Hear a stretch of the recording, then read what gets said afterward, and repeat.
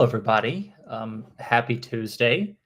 I hope everyone is having a good week so far. I am. I'm here all set with my caffeination, waking up, of course. But also, I'm excited because today is Tax Tuesday. And essentially, well, first of all, let me introduce myself, of course. I almost forgot that. My name is Luke, and I am a business advisor here with Collective. And Collective, you can think of us as kind of like an all-in-one solution for a self-employed business owner.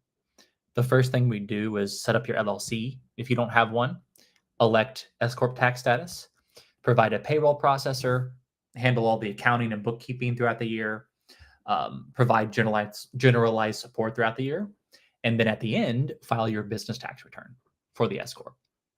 So we pretty much do the whole shebang when it comes to the S corp. But today is a session we like to call Tax Tuesday. And essentially, it's an AMA. It's an Ask Me Anything, surrounding taxes or, best practices when it comes to taxes. How should you run your business in a tax context? Any questions you have, throw them my way. But also keep in mind, like just to kind of get the legal stuff out of the way, that, this is just information. Don't this, consider this just for informational purposes. Don't consider this legal advice or tax advice. I'm not a tax attorney. I'm an enrolled agent with the IRS, but I haven't seen your situation. Some of the things that I'm saying could be incorrect. So, before you act on this, speak to a CPA, speak to a tax attorney. But now that we have that out of the way, let's go ahead and get started.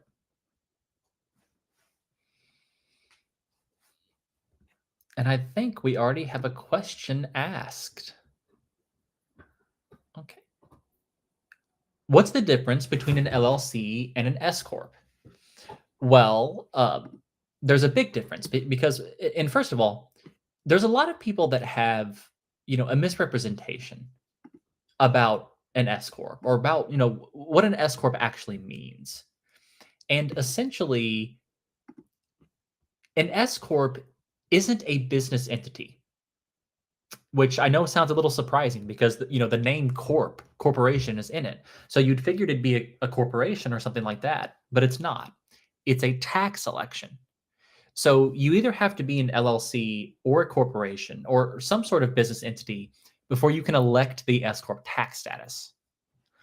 So it changes how you're taxed. It's not a business entity by itself. But the whole reason why you'd want to do that is to save on the self-employment tax specifically.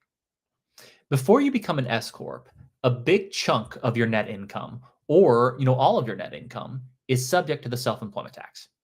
It's a flat tax rate of 15.3%. So before you become an S corp, let's just assume someone's net income is $100,000. How you'd come up with that self-employment tax is you take 100,000 and you'd multiply it by 15.3%. All of your money is subject to it. But what happens with an S corp election is essentially, and that's paperwork filed with the IRS. It's filed with the feds. And essentially what happens is you become a W-2 employee of your own business, pretty much. And you're still the owner, of course, like it's still your business. But for tax purposes, you literally become an employee as well. And, since you're an employee, your business will pay you a salary. It'll pay you a wage, just like you'd receive, and if you work for someone else, like as a W-2 employee. But the cool thing about S corps is that the only chunk of your earnings that's subject to the self-employment tax is your salary. So, for example, just using the example that I mentioned earlier, let's say that someone is making or netting $100,000. And let's also assume, like, again, just for these example purposes, that this person is paying themselves $40,000 in W-2 salary with an S corp. And the actual salary could be higher, it could be lower, it just kind of depends. But for these example purposes, we're just going to use 40% as kind of like a rule of thumb. So that first 40 grand is still subject to the self-employment tax. You still pay it. But the other 60,000 or just the rest of your money, like outside of your salary, those are considered distributions to yourself. Like, conceptually speaking, you can kind of think of that money as dividends almost. Some people use that term, but long story short, that chunk of money is no longer subject to the self-employment tax at all. You know, so assuming that this person makes this much money, then the S corp would save them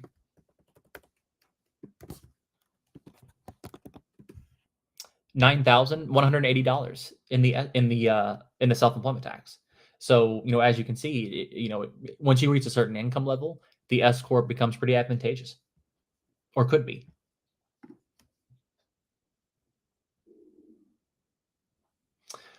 What happens when a company doesn't send you a 1099? Ooh. Well, essentially what that means is the company just kind of didn't go, on their end of the bargain and send in a 1099. And it is their responsibility to send one both to you and to the IRS. So now you don't have one for your records, and the IRS, doesn't have any income, reported under your name for this person. But it's still your responsibility to track your own income, what you've made, and report it to the IRS on your tax return. So even if you don't get a 1099, you know, record that income into your accounting process or bookkeeping process. Be sure to report it, um, and on your end, you'll be okay. And it might be a good idea to just contact the company and ask them to issue the 1099.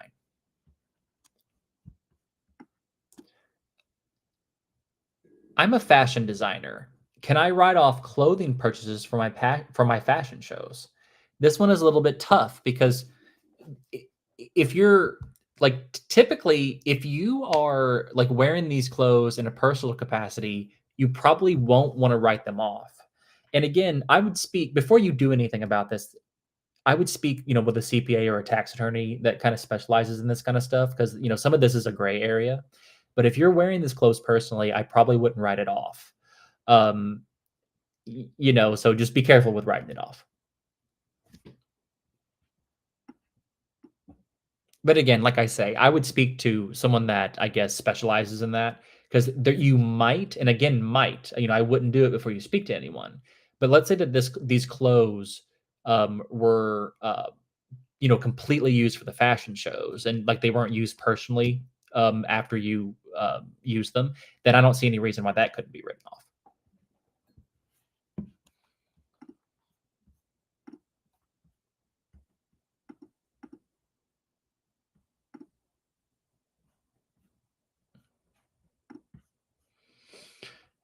Can a partnership be an S corp?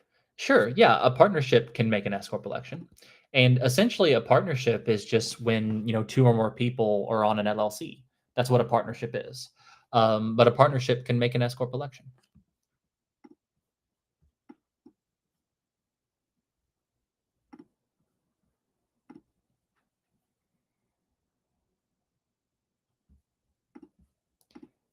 In what situations do you not want to make an S corp? Well, um, for one, if you're not making enough money to where it makes sense, you know. And what Collective says is we say around, $60,000 net income. If you expect to make at least $60,000 kind of in a 12-month time period, that's when it's worth it to join Collective and, potentially become an S corp. Um, so that's the number that we say. But if you're solidly below that number, then you probably want to wait until you get a little bit closer to it or above it before you do it. And the reason that is because at around $60,000, and again, this is very general, it kind of depends on person to person, but generally, when someone is making $60,000, they're typically seeing more in tax savings than what they're paying collective in fees. So it's just kind of a good rule of thumb to say, okay, well, if I'm at least making this much money, I can I can like reasonably expect for the amount of money that I save to be above collective's fee. All right, Will has a question. What exactly does collective do, and how much money must you make an S corp worth it? Well, first of all, that 60 grand mark, like I just mentioned, and you can kind of think of collective.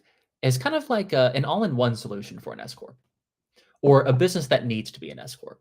Because the things about them, saving all that money is great in the self-employment tax, but at the end of the day, in order to do that, there are certain compliance issues that need to be taken care of. There's an S corp tax return that needs to be done. There's payroll requirements. Like there's a lot of things to juggle with an S corp. So what Collective does and kind of consolidates it all into one service and handles the whole thing. And essentially, the first thing we do, if you don't already have a LLC set up, that's the first step we take is set up your LLC in your state of residence. Then we'd make an S corp election with the IRS, with the with the feds, and then we will provide a payroll processor because you yourself will be on payroll, with this new tax election. So we'll take care of that. And we'll also give you a salary recommendation on, I guess, on what to pay yourself. That's included in the membership. And then after that, we would also take over your bookkeeping. And we close out the books every month. So we'd give you a profit and loss statement, a cash flow statement, and a balance sheet to you every month. And then you have someone on your team here at Collective, called a member relationship manager. And you can think of them, first of all, they're your primary point of contact. And if you ever need some guidance, need some help with something, or would like to speak to through your account, you can have a consultation with them at any time. And then at the end of the year, we will file your S corp tax return because you'll have one of those now. You'll have a business return that kind of comes into existence when you make an S corp election. So we'll file that one for you as well. So we pretty much do the entire sequence when it comes to handling the S corp.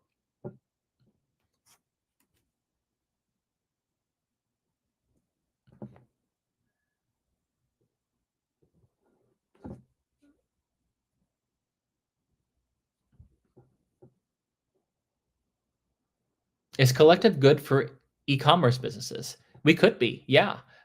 We have several clients now that are involved in e-commerce, and if you what you do before you join Collective is you'll have a conversation with a professional like me, a new business advisor. It would either be with me or one of my colleagues, and I've got great colleagues. They're very smart, and what they would do is they'd kind of lightly examine your situation and see if Collective would even be a good fit for you, or if you should possibly go the S corp route. So, before you even come on board, you'll speak to a Collective employee to make sure that you should even come on board.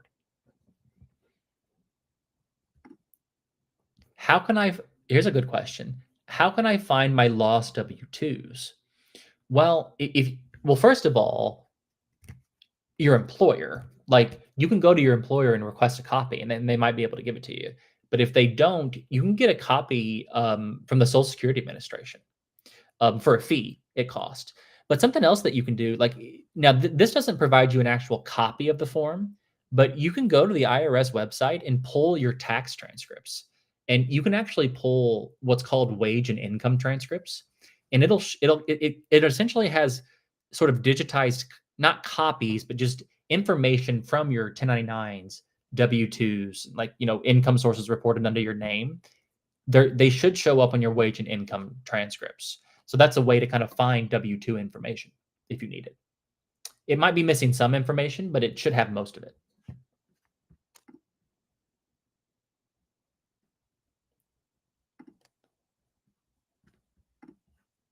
All righty. How does pricing work with Collective? Well, we're a subscription-based model, and we charge a flat rate. So your price doesn't change with how many transactions you have or how much money you're making. It stays the same. And typically, when you first come on board, there's a one-time $199 onboarding fee. And at this point of the year, we're still able to, for current LLCs, we're still able to possibly, of course, backdate your S corp election to January 1st of this year. So that's kind of what the $199 onboarding fee covers to take care of that. But then you've got two ways to pay the subscription. If you go the month-to-month route, it's $349 a month. If you pay in full just for 12 months at a time, they give you 15% off the total price. So I want to say that averages around $296 a month if you go that route. Um, but also that's all inclusive. Like there are no extra fees to Collective to file tax returns or do anything like that. The only extra fees that the subscription to Collective doesn't cover are fees to the government on your behalf. So for example, let's say that you need to set up an LLC or you need us to set up an LLC. There will be a state, LLC fee that the state charges. But we don't upcharge that or anything. We just pay that straight over to the state when we form your LLC. Um, but there's no extra fees to Collective specifically.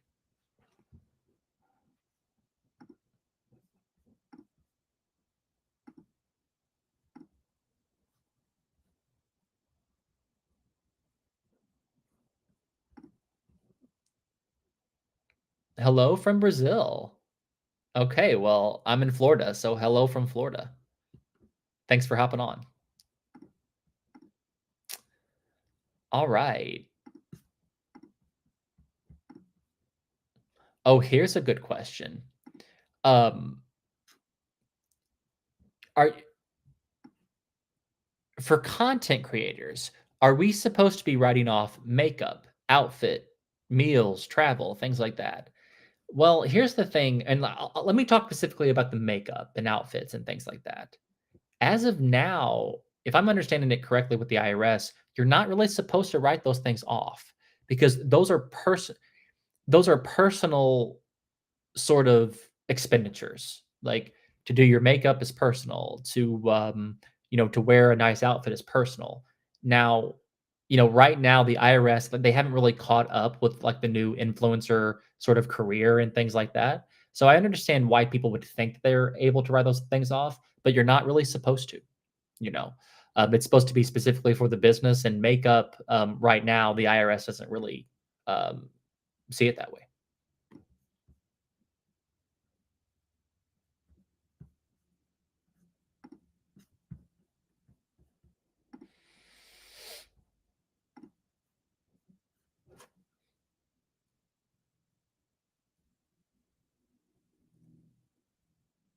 Okay. Will ask, what kind of savings in tax might you see on $100,000 in net earnings? Well, let's just assume that you're asking about the S corp route. Let's just say, let's say someone nets $100,000, and let's assume that someone pays themselves a salary. Let's go a little bit of a more conservative salary this time, and let's go 50%. Let's say they pay themselves, half in salary and half in distributions. For whatever reason, they determined that is a reasonable salary for themselves. So in a situation like that, how you'd come up with your tax savings is you take $50,000 and you'd multiply it by 15.3%, because those $50,000 in distributions, you're no longer subject to the self-employment tax on that money. So you just take that tax rate and you multiply it by the by your distributions. And in that situation, an S corp would save this person $7,650 a year in the self-employment tax. So, seven almost, almost close, approaching 10% of someone's net income.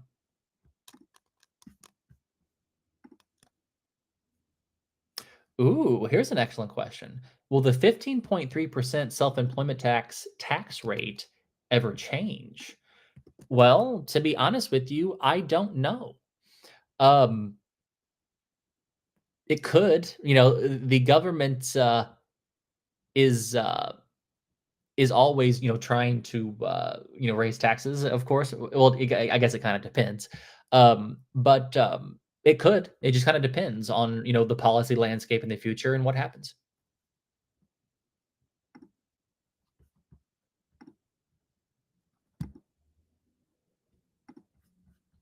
Very good question, by the way. What happens if I have a tax bill that I can't pay? Well, that's kind of a general question because it just like so many, I guess, answers to questions about taxes is it just kind of depends. And First of all, it depends on how much you owe. The IRS is a little bit more aggressive, with people that owe more in taxes, of course, than people that owe less. So that's the first thing. And also, it kind of depends on what type of taxes you owe. If you owe payroll taxes, or like if you're involved, in the trust fund recovery penalty or anything like that, the IRS can be, quite a bit more aggressive with situations like that. Um, so, but you have a few options. Like, for one, you can negotiate if it even needs to be negotiated. Sometimes the IRS will give you automatic payment plans, but you might need to negotiate a payment plan with the IRS, or just share some financial information with them to kind of show your ability to pay. What sort of payment amount monthly you could afford. But a lot of times, people just kind of apply for an automatic payment plan, are usually accepted. But especially if you're over a certain tax balance, you might have to, put in a proposal to how much that you could afford the IRS.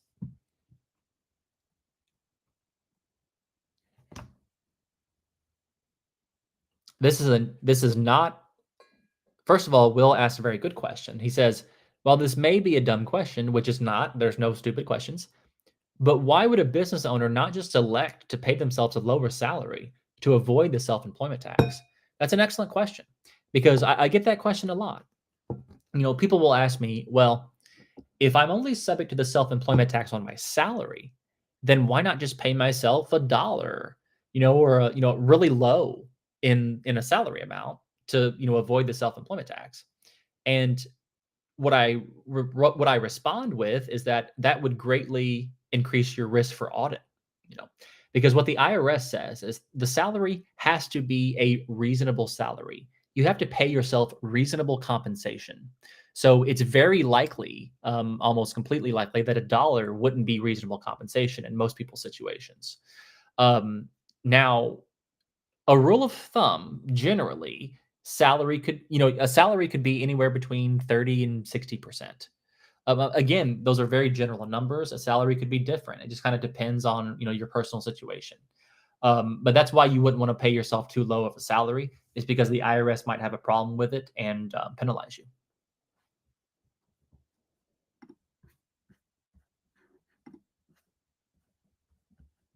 But the salary is a strategy. You just have to come up with you have to run a salary analysis and pay yourself a reasonable salary. But just do it reasonably, but do it in a way that saves yourself money in the self-employment tax.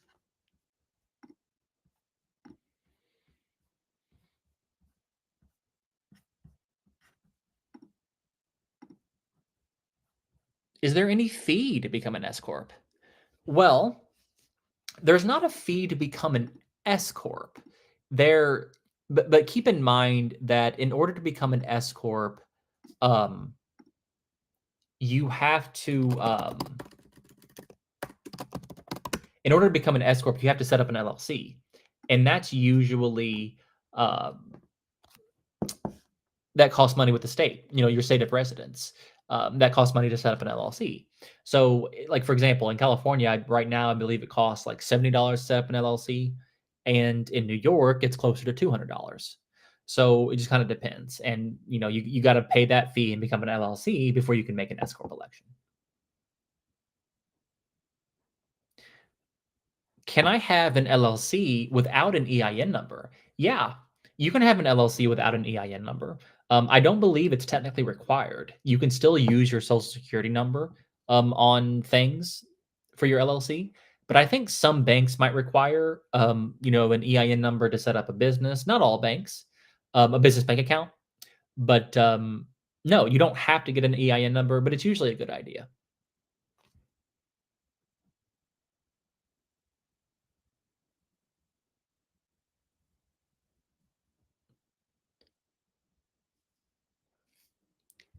Do you have any suggestions for business banking?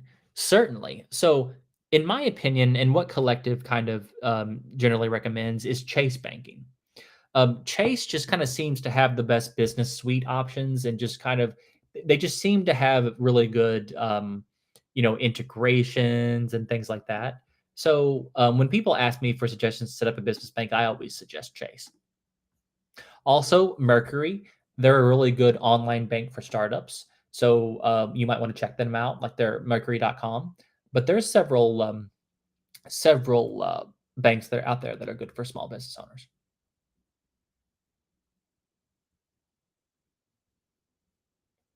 Ooh, should I purchase rental properties through an LLC or as an individual and transfer to the LLC or have the LLC manage? That, to be honest with you, I would speak to a tax attorney, or some sort of real estate attorney for things like that. That can be really complicated, and that's getting more into the legal realm, and out of the tax realm. So I would speak to an attorney about that.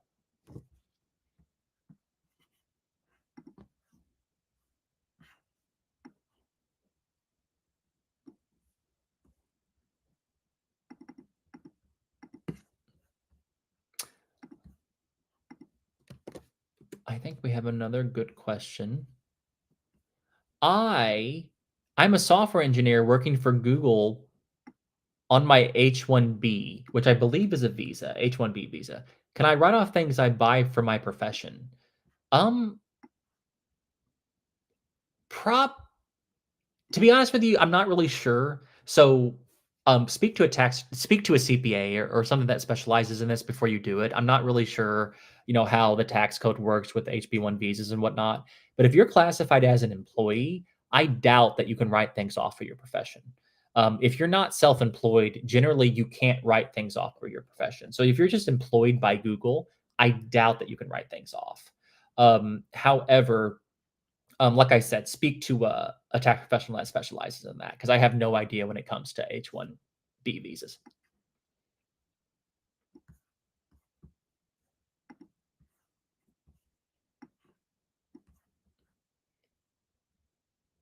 Now, if you work for Google as a 1099 contractor, then usually you can write things off. Like if you're living in the United States and you're working for Google as a 1099, you can write certain things, certain allowable business expenses off. But it just kind of depends on how you're classified with Google.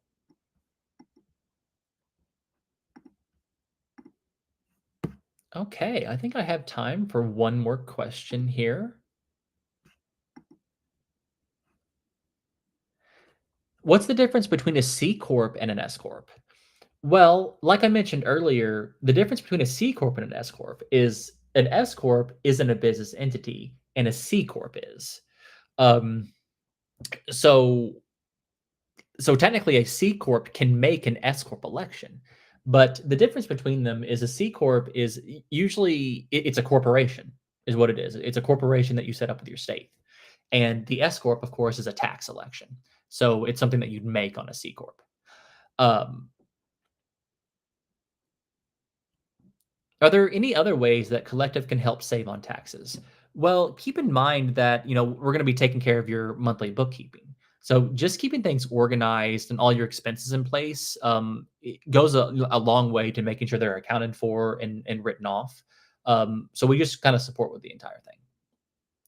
But that is all the time I have. I actually have to go speak to a prospective collective member, reach out to them.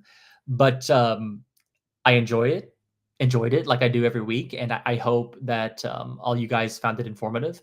And please, like we run a Tax Tuesday every week, so please, feel free to join us next week. And if you think that an S corp or collective makes sense for you, feel free to send us a message on Instagram. To schedule a call. Go to our website, collective.com, and go through the tax savings calculator and schedule a call there. And we'd love to speak to you.